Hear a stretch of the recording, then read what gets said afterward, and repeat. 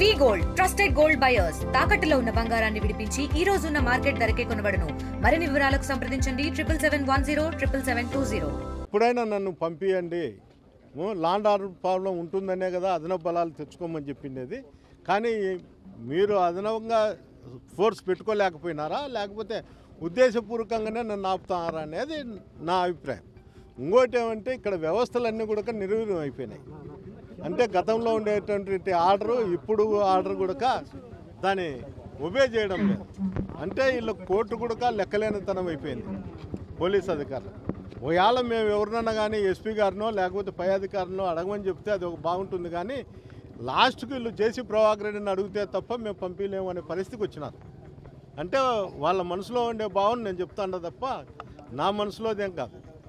వాళ్ళ మనసులో ఏముందంటే మా అధికారుల కన్నా ఇక్కడ జేసీ ప్రభాకర్ రెడ్డి శాసించిండేదే న్యాయము చట్టము అన్నీ హైకోర్టులు మీకు సుప్రీంకోర్టు ఆర్డర్లు అన్నీ మా డస్ట్బిన్లో ఉంటాయనేదే వాళ్ళ అభిప్రాయం. హైకోర్టు ఏమైనా ఆర్డర్స్ ఇచ్చింది? నాకు 5 వెహికల్లో పొమ్మని చెప్పింది. పోలీస్ అధికారులకు కూడా ఇన్స్ట్రక్షన్స్ ఇచ్చింది. ఇక్కడుండే మెన్ను సాలకపోయినా కూడా అదనపు ఫోర్స్ మీరు తెచ్చుకోమని కూడా చెప్పడం జరిగింది. అందువల్లే అది పోలీసు అధికారులు కోర్టు ఆర్డర్ను వాళ్ళు ఒబే చేయాలి. లాండ్ ఆర్డర్ ప్రాబ్లం అనేది క్రియేట్ కాకుండా వాళ్ళు చూడాలా. అది నాకు సంబంధించిన విషయం కాదు. అంటే సమయం 10 గంటల నుంచి 11 గంటల మధ్యలో తాడిపత్రి వెళ్ళింది, హైకోర్టు అనుమతి ఇచ్చింది కదా, టైం కూడా అవుతుంది కదా. అదే ఈ టైం లోపలనే నన్ను పంపించాలనేది ఉంది. 11 దాటి తర్వాత మళ్ళీ వీళ్ళు ఇంకా ఏమి ఇన్స్ట్రక్షన్స్ తెచ్చారో నాకు తెలియదు. నా మీద కేసులు పెట్టినా కూడా ఆశ్చర్యపడాల్సిన అవసరం లే. ఏంటంటే ఈ తలకాయ నొప్పి ఎంతకి నెలకు 15 రోజులకు మేము రావడము, హౌస్ అరెస్ట్ అనడం, దారిలో నిలబడి అరెస్ట్ చేయడం, ఇవన్నీ ఇంటికి ఆ ప్రభాకర్ రెడ్డి ఆర్డర్స్ అన్ని మేము ఒబే చేయాలా. ఎస్పీతో డీజీపీ ఆర్డర్ కాదు మేము చేయాల్సిండేది, జేసీ ప్రభాకర్ రెడ్డి ఆర్డర్స్ ఒబే చేయాలా. దానికోసం అడుగుతాను నేను. పోలీసులు ఏమని చెప్తున్నారు సార్, ఎందుకు అడ్డుకున్నారంటే మిమ్మల్ని? లాండ్ ఆర్డర్ ప్రాబ్లం అని చెప్తున్నారు. లాండ్ ఆర్డర్ ప్రాబ్లం అనే దానికి కూడా దీంట్లో ఇన్స్ట్రక్షన్స్ ఉన్నాయి. మీకు ఇక్కడ ఉండేటువంటి ఫోర్స్ లేకపోతే బయట నుండి తెప్పించుకోమనే ఆర్డర్స్ కూడా ఉన్నాయి. అది కూడా బేఖాతరు చేయాలి. నేనైతే ఒకటి ఏం చెప్తున్నా అంటే మీరందరూ డిపార్ట్మెంట్ అంతా నేను ఒకనే వస్తా, ప్రభాకర్ రెడ్డిని అడుగుతా, ఆయన్ని అడుగుతా. నాయన నేను ఎప్పుడు రావాలో తాడిపత్రికి మీరే చెప్పండి.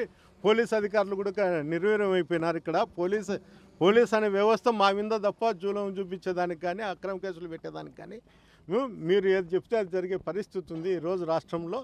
అందువల్ల నిన్నే అడుగుతాండా, నువ్వు ఏదో చెప్పునైనా ఆ ఎస్పీకో లేకపోతే ఇక్కడ ఉండేటువంటి అధికారులకో నన్ను ఎప్పుడు పంపిస్తావని చెప్పేది. ఆయన్ని అడుగుదామని చెప్తాను కూడా వీళ్ళు తీసుకుపోయే పరిస్థితి కానరాదు. గతంలో చేసిన మీరు ఏం చేశారో అవే రిపీట్ అవుతానని చెప్పి టీడీపీ వాళ్ళు కానీ ఆరోపిస్తున్న పరిస్థితి. గతంలో మీరు కూడా ఇలాగే వ్యవహరించారని. నేను గతంలో ఈ విధంగా వ్యవహరించింటే వాళ్ళకి మున్సిపాలిటీ వచ్చేది కాదు. మా లీడరే చెప్తాడు పోలీస్ అధికారులతో నేనే హౌస్ అరెస్ట్ చేయమని మున్సిపల్ ఎలక్షన్ జరిపిన. నేను ఎప్పుడు కూడా జేసీ ప్రభాకర్ రెడ్డి ఇంటికి వచ్చి పోతానే కాన్ఫరెన్స్లో తిరుగుతానే ఎప్పుడు నేను అడ్డపడాల్సిన పరిస్థితి వచ్చిందంటే ఈరోజు నాకు ఈ పరిస్థితి వచ్చేది కాదేమో. ఆ రోజు నేను కూడా ఇతని మాత్రం ఆలోచన చేసి ఉంటే నాకు ఈ పరిస్థితి వచ్చేది కాదేమో.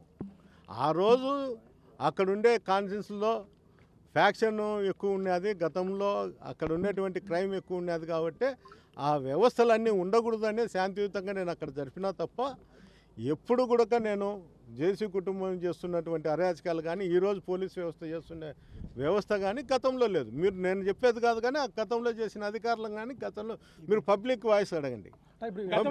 మీరు మహిళల పైన అడిగే ఎవరైతే పెద్ద ఎత్తున కార్యకర్తల పైన కూడా కేసు పెట్టించిన పరిస్థితి ఉంది మీ వైసీపీ హయాంలోనే అని చెప్పి చెప్తున్న పరిస్థితి ఉంది. నేనైతే ఎవరి మీద కేసులు పెట్టిలే.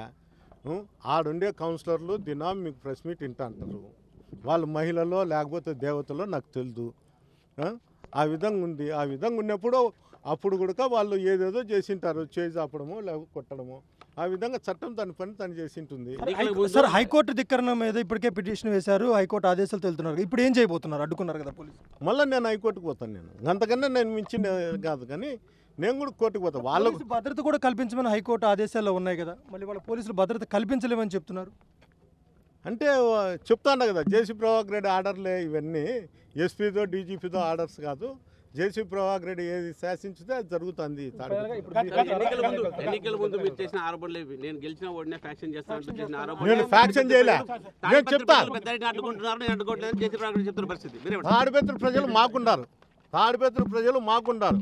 గతంలో నేను ఫ్యాక్షన్ అనేది ఎప్పుడు చెప్పలేదు, మీడియా మీద చెప్తున్నా. పంటలలో పురుగు ఏ విధంగా పడితే దాన్ని నిర్మూలించుతారో ఆ విధంగా ఎవరన్నా అసాంఘిక శక్తులు ఉంటే ఆ విధంగా నిర్మూలించుతారో అని చెప్పినాను తప్ప నేను ఫ్యాక్షన్ చేస్తా అని చెప్పలే. చేస్తా అని చెప్పింటే నేను చేసిందును. నాకు ఈ వ్యవస్థ అంతా ఏం కాదు. గతంలో కూడా నేనేం లోపలుండే కేసులలో ఉండి లోపలుండే ఏంటికున్నా గతంలో గ్రామాలలో ఎవరన్నా ఇబ్బంది పడి వచ్చి షెల్టర్ ఇచ్చిన దానికి ఆ గ్రామాలలో అంతా చేసి కుటుంబం నన్ను కేసులలో పెట్టింది. నా మీద 25-30 కేసులు ఉన్నాయి గతంలో కూడా. ఈరోజు ఏం కొత్త ఏం కాదు. ఈరోజు ఏంటికంటే నేను ఆ రోజు శాంతియుతంగా తాడిపత్రిలో ఉండాం కాబట్టి గ్రామాలలో ఎక్కడ జరుపుకోకుండా చూసినాం కాబట్టి ఈరోజు నాకు ఆ పరిస్థితి గ్రామాల నుండి రావడం లేదు. గతంలో మీరు చేసిన వ్యవహారమే ఇవాళ మీకు వెంటాడుతున్నాయంటే ఏం చెప్తారు? గతంలో నేను చేసిన వ్యవహారమే నన్ను వెంటాడుతాండాయనే తట్టుకుంటుంటే ఈరోజు వాళ్ళు నన్ను ఈ విధంగా నిలబెట్టే వాళ్ళు కూడా కాదు. ఆ శక్తి చేసే కుటుంబానికి ఎప్పుడూ లేదు.